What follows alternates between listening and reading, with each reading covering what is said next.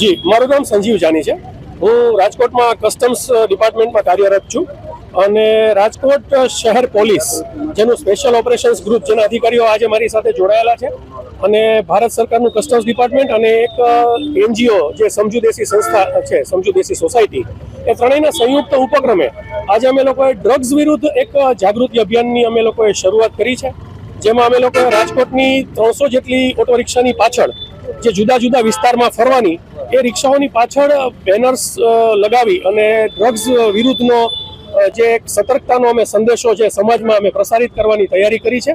કારણ કે રિક્ષા છે બહુ પ્રબળ માધ્યમ છે જાહેરાત કરવાનું, શહેરના ખૂણે ખૂણે પહોંચશે, જેનાથી લોકોને પણ સમાજના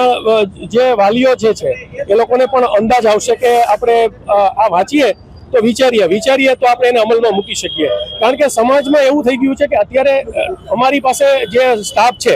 એની વસ્તીના પ્રમાણમાં સ્ટાફ ઓછો હોવાથી દરેક જગ્યાએ આ ડ્રગ્સનું દૂષણ રોકવા માટેની અમલવારી કરવી અમારા માટે પણ બહુ મુશ્કેલી રૂપ હોય છે। એટલે અમે લોકો સમાજ પાસેથી પણ એવી અપેક્ષા રાખીએ છીએ કે જે બાળકો જે છે, જે કોલેજમાં ભણે છે, આપણા જે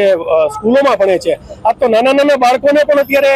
એવા લોકો મળી જાય છે કે જે આ ડ્રગ્સના રવાડે ચડાવી દે, તો આજે બાળક તો હાથમાંથી જાય છે પણ આપણું ઘર પણ બરબાદ થઈ જાય છે। તો એવા સંજોગોમાં અમારા ડિપાર્ટમેન્ટ્સ વતી અમે લોકો અપીલ કરીએ છીએ કે સમાજના દરેક વર્ગના લોકો આ દૂષણ પ્રત્યે થોડુંક ધ્યાન રાખે, કારણ કે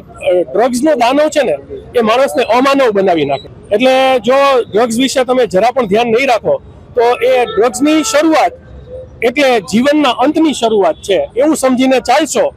તો આપણા બાળકોને સારું ભવિષ્ય આપી શકશું અને બાળકોને આવનારા જોખમથી બચાવી શકીશું।